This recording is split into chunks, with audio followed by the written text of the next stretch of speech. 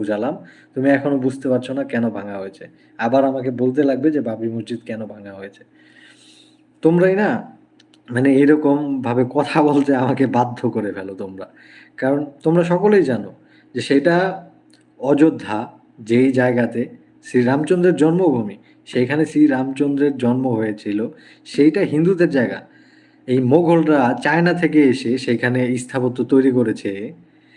সেইখানে তারা বাবরি মসজিদ তৈরি করেছে। তারা মুসলিম ছিল এইজন্য তারা মসজিদ তৈরি করে ফেলেছে। তো তাদের যে এখন পতন হয়েছে, যেটা এখন যে ভারতটাকে এখন শাসন করছে খোদ ভারতীয়রা। তো যেখানে খোদ ভারতীয়রা শাসন করবে, তো সেখানে অবশ্যই ভারতের স্থাপত্য থাকবে।